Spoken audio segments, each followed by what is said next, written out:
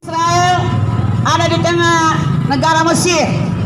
Peristiwa 10 tulah yang melanda Mesir itu sedang terjadi di belahan dunia.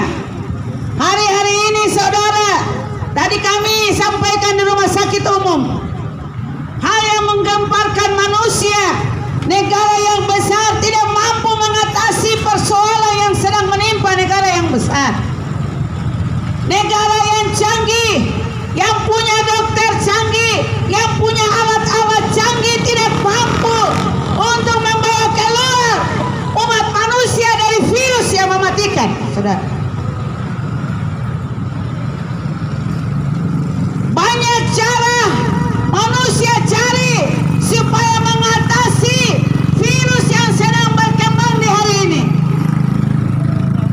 Saya mau katakan saudara, hanya di dalam Tuhan Anda tinggal dan diselamatkan. Hanya di dalam Tuhan saudara. 10 tulah.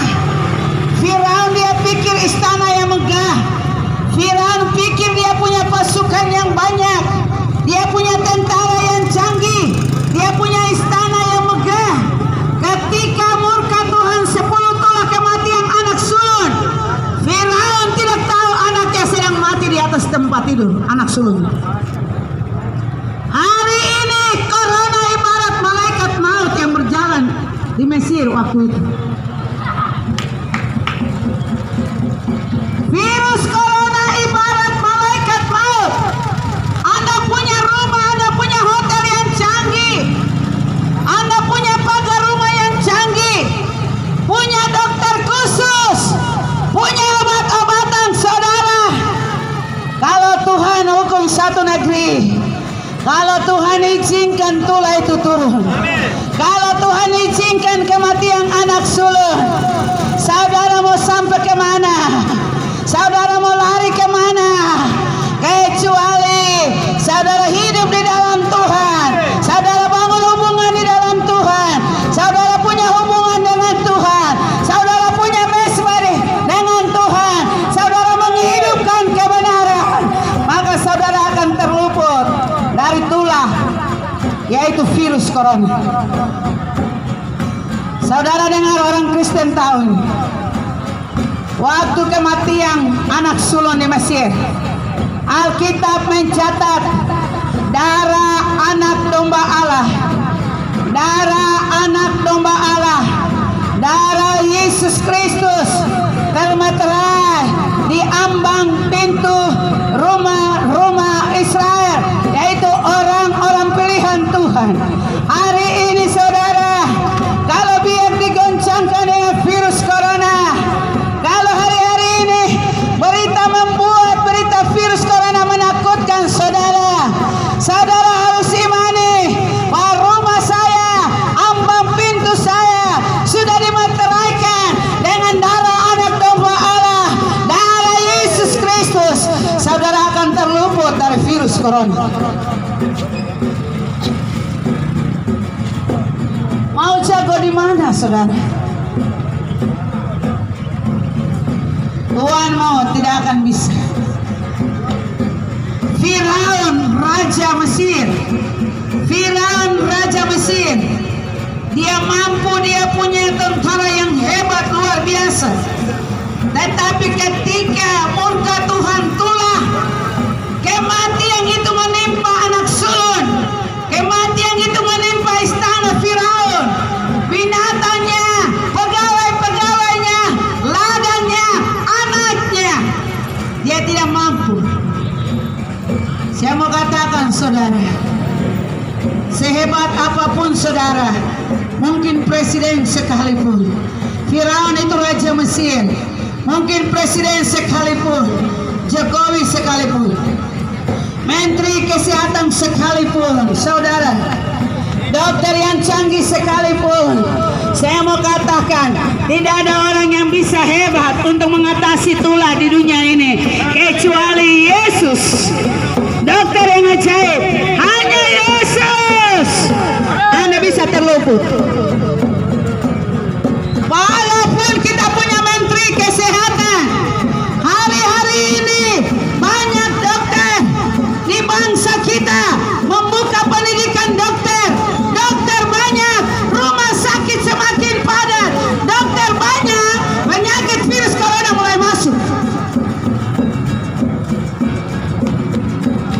Dokter saja mati.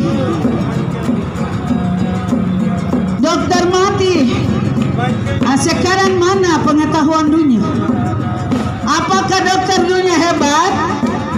Apakah pengetahuan dunia hebat?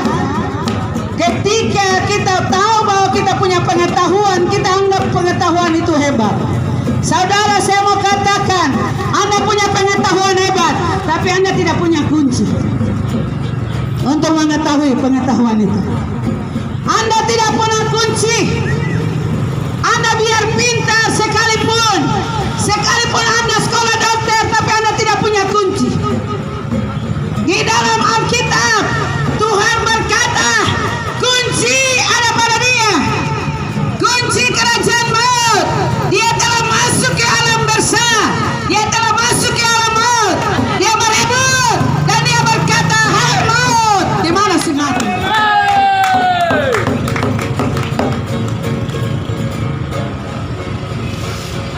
Maut itu dosa. Upah dosa adalah maut. Yesus menang. Dia menang atas kerajaan maut. Dia menang atas dosa.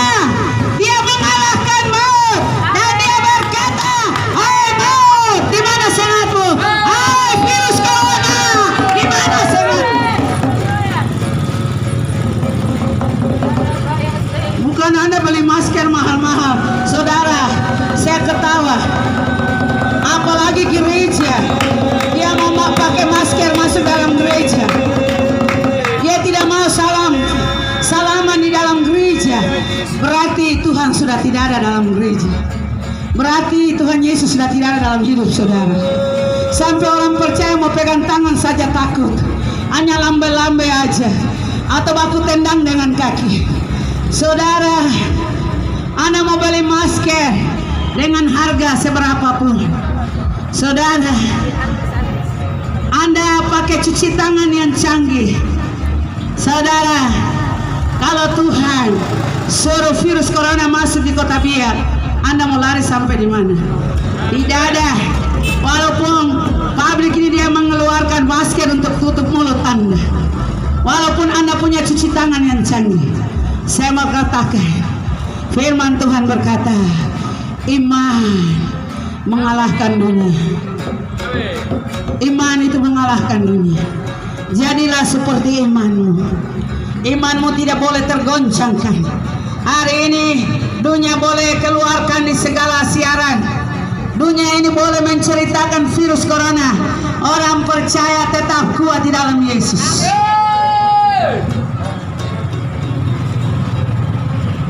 Katakan, hai maut virus corona, di mana sengatmu? Anda tidak perlu takut, karena Anda punya Yesus. Anda punya iman, Anda percaya. Kalau gereja Tuhan sudah takut, dia pakai masker dalam gereja. Ini tanda tanya, pendetanya bagaimana itu? Pendeta harus bicara iman di dalam gereja. Hari-hari Minggu suruh pendeta mau bicara tentang iman. Iman sebiji sesawi. Anda tidak perlu khawatir. Anda tidak perlu panik. Kalau Anda orang yang tidak panik, Anda orang yang hidup di dalam Yesus. Bangsa Israel terluput dari 10 tulah. Akan terjadi di belahan dunia, akan terjadi di Papua, saudara, supaya akan terlihat mana orang fasik, mana orang benar. Lawan dan gandum dicabut bersama-sama di akhir zaman. Pemurnian demi pemurnian akan terjadi, disucikan, dimurnikan, lalu diuji. Kitab Daniel 12 ayat 10. Gereja Tuhan disucikan, gereja Tuhan dimurnikan, lalu diuji. Apakah imanmu kuat? Apakah imanmu sudah berakar? Ataukah Anda hidup karena Anda punya duit yang banyak? Ataukah Anda bangga karena jabatan? Anda jadi bendahara di pemerintah, Anda kabak keuangan, atau Anda bupati, saudara, kota ini kalau bisa bertahan dan virus itu jauh, karena ada orang-orang percaya. Alkitab sudah menggariskan kota itu akan terlindung dari musuh hanya orang Kristen yang berhikmat.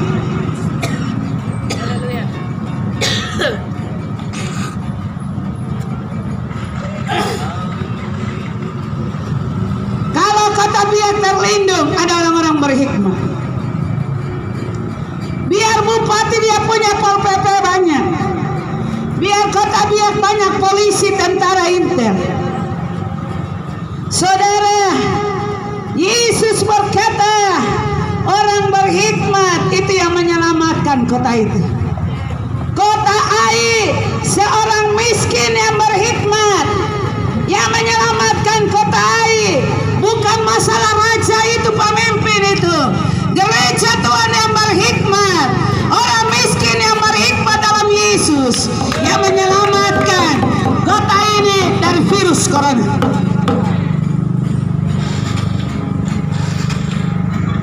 Mau lari kemana, saudara? Menabung supaya uang persediaan uang untuk berobat. Saudara, orang Kristen bukan saudara orang yang bimbang dan ragu. Saudara bukan orang-orang yang khawatir akan hidup ini. Saudara orang-orang percaya yang mengimani setiap benih firman Tuhan, yang berkata dalam hidupmu, aku tahu itu tentang kekurangan, aku tahu itu tentang kelimpahan. Aku tahu firman Tuhan berkata kesusahan hari ini beda dengan kesusahan hari esok. Maka Anda orang-orang yang akan dilindungi oleh Tuhan, yang hidup oleh iman, karena Anda imani, aku tahu itu kekurangan, aku tahu itu kelimpahan, aku tahu itu kesusahan hari ini beda dengan kesusahan hari esok. Sebab aku imani Allah yang kupercaya di dalam Yesus, Dia memelihara burung di udara, Dia pasti memelihara saya. Yang berfirman, saya tidak akan tergeletak, Dia akan menopang saya. Sebab saya hidup bukan karena roti saja, saya hidup oleh karena firman Tuhan.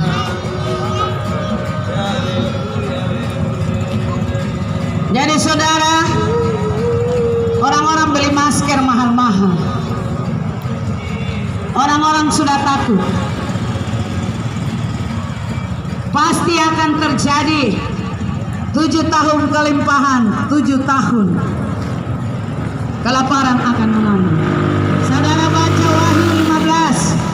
Yesus berkata, malaikat itu ambil sabit tua yang sudah masak di bumi.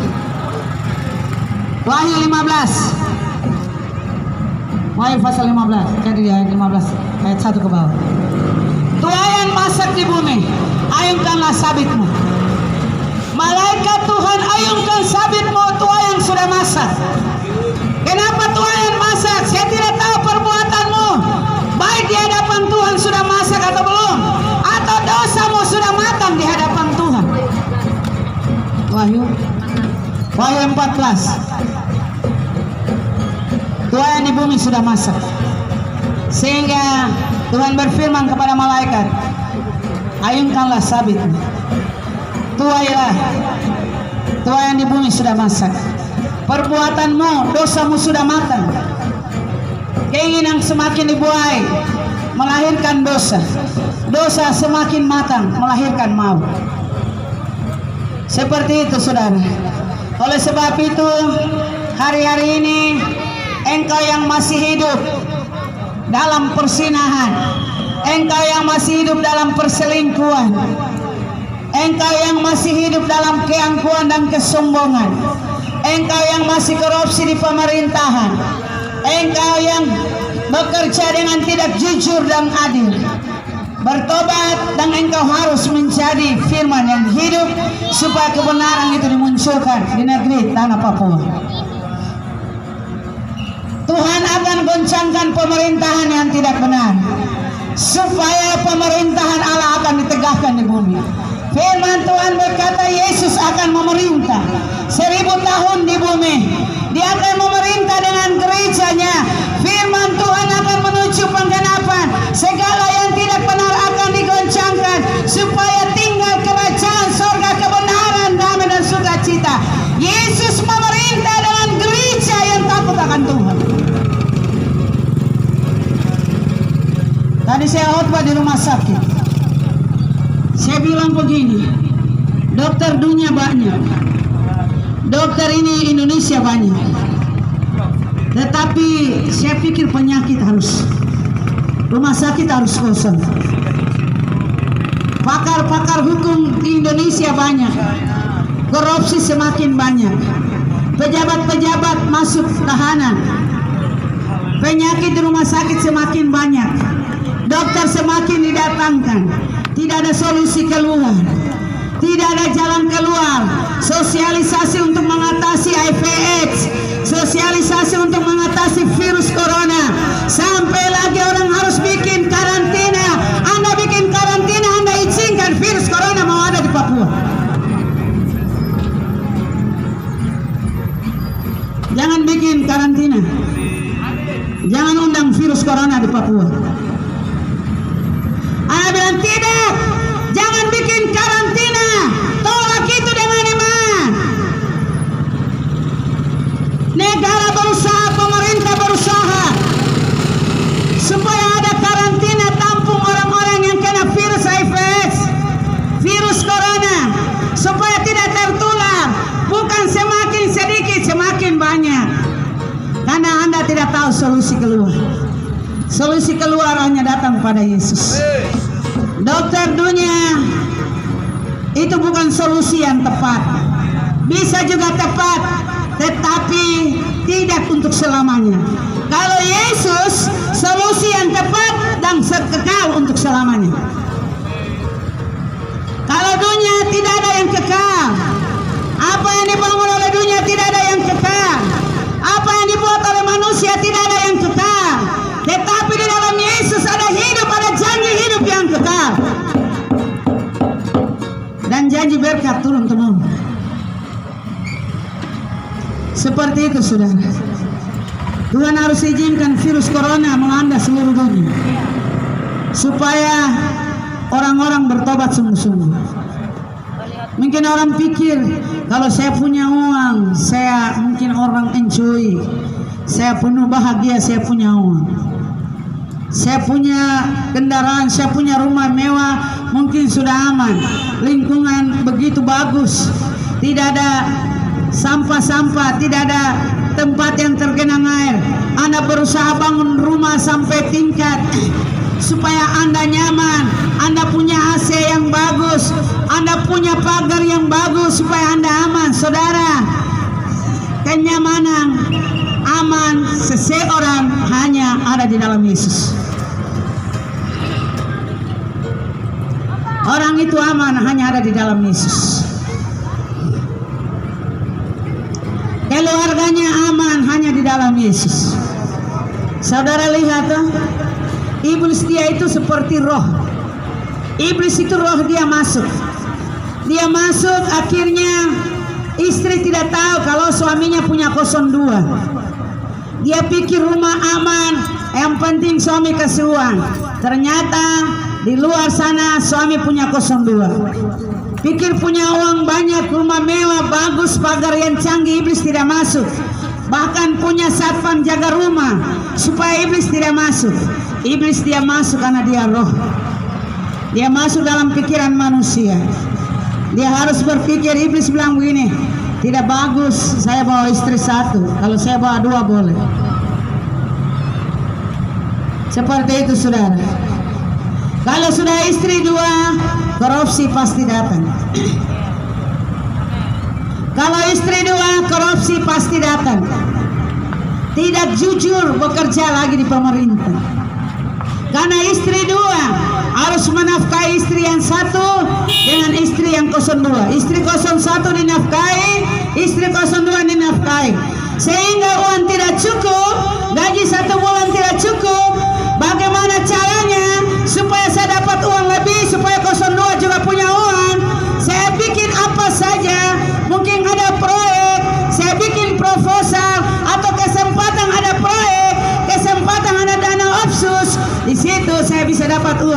supaya 02 juga terpelihara. Ini kehidupan yang Tuhan ceritakan. Tapi firman Tuhan berkata, cukupkan dirimu dengan apa yang ada padamu. Cukupkan dirimu dengan apa yang ada.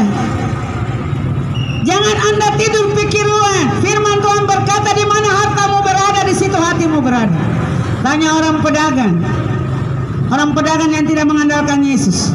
Dia tidur, dia pikir besok saya berdagang apa lagi supaya uang masuk banyak. Kalau rumahnya banyak harta, dia tidak bisa tidur tenang. Dia takut pencuri masuk.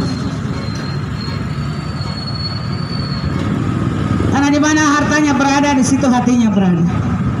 Dia putar otak bagaimana dia kelola apa yang dia usahakan supaya uang semakin banyak. Saudara, Alkitab berkata, orang beruang tidak masuk di dalam surga. Lebih baik seekor unta masuk di dalam lubang jarum daripada seorang kaya masuk dalam kerajaan surga. Seekor unta bisa masuk dalam lubang jarum, orang kaya masuk surga. Itu tanda tanya besar. Orang beruang, baca di Alkitab, baca di Injil Perjanjian Baru, di Injil Matius. Orang beruang tidak masuk surga. Uang itu bukan tuan bagi Anda. Anda menjadi tuan bagi uang. Seperti itu saudara. Jadi hari ini kami mau bagikan bagi masyarakat Kota Biak. Anda tidak usah khawatir virus corona yang sedang berkembang, isu yang berkembang di hari ini. Anda tahu Anda punya Yesus. Anda hidup baik punya Yesus, berarti hidup baik di hadapan Tuhan. Hidup melakukan firman Tuhan. Bukan tahu Yesus tapi tidak melakukan firman. Bukan pergi ibadah, pulang lagi mabuk, pulang lagi bikin hal-hal, tagih-tagih uang di jalan sama orang. Bingo lagi iblis, bingo Anda tidak kaya saudara. Bingo itu tidak bawa Anda hidup bahagia.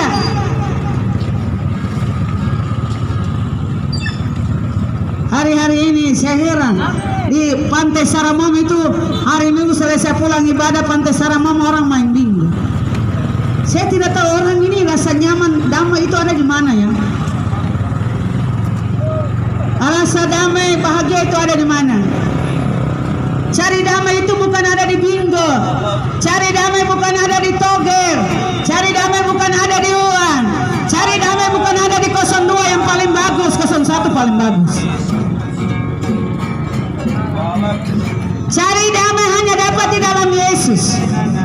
Anda tahu lagu ini yang berkata, kalau ku cari damai hanya ku dapat dalam Yesus.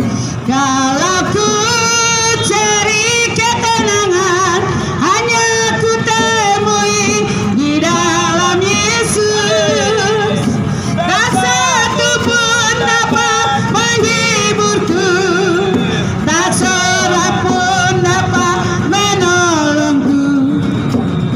Hanya Yesus jawaban hidupku. Hanya Yesus jawaban hidup. Itu saja kuncinya. Kalau Anda orang Kristen, Anda punya kunci. Rasul Paulus dia punya kunci. Petrus punya kunci. Yesus berkata, hai Petrus, dirikan jemaat di atas batu karang, alam maut tidak menghampiri. Hai Petrus, dirikan jemaatku. Allah berfirman, hai Petrus, dirikan jemaatnya Tuhan, bukan jemaatnya Petrus. Alam maut tidak menghampiri. Petrus punya kunci. Rasul Paulus punya kunci. Anda mau sekolah tinggi sampai kemana? Kalau Anda tidak punya kunci untuk mengetahui pengetahuan itu, pengetahuanmu akan menjadi sia-sia. Nikodemus, pemimpin agama, dia tidak punya kunci. Dia tanya Yesus, saya sudah tua baru saya mau masuk ke kembali rahim ibu untuk lahir kembali. Itu artinya dia sekolah, dia tahu tentang firman Tuhan, dia tidak punya kunci. Dia tidak tahu arti lahir baru. Itu bukti Nikodemus bercakap dengan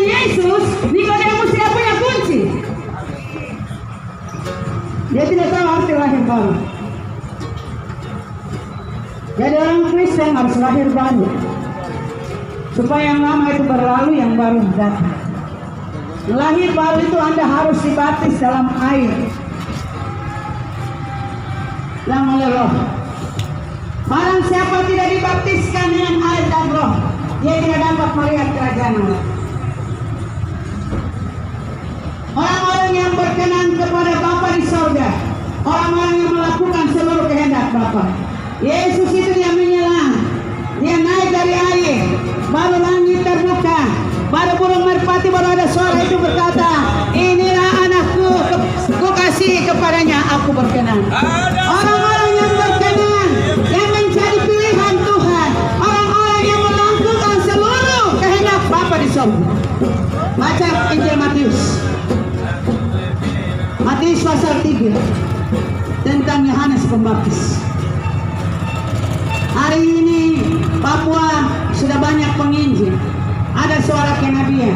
Alkitab berkata Roh Elia sudah diutus, mereka tidak tahu. Hari ini saya bicara kebenaran. Yesus menyelam di sungai Yordan, tunjuk jalan bagi umatnya. Ada suara yang menyatakan, ini anakku yang kukasihi, kepadanya aku berkenan. Kekristenan kita kekristenan yang berisi, bukan kekristenan kulit. Dengar, iblis hanya takut ada kuasa di dalam Yesus. Iblis hanya takut kuasa di dalam anak domba Allah. Dia mau pulang pendeta lagi kalau tidak ada kuasa di dalam urapan. Iblis tertawa, saudara. Apalagi kalau ada tukang rambut dan bicara firman, iblis tertawa, terbahak-bahak. Hei, kau sama juga dengan saya. Tapi iblis takut ketika ada kekudusan dalam hidup saudara, maka kuasa akan menyata. Majelis tidak jadi jaminan, penatua tidak jadi jaminan, pendeta tidak jadi jaminan. Pendeta saja hampir masuk dalam jurang kebinasaan. Pendeta saja bisa masuk dalam dosa. Di dalam gereja uang hilang.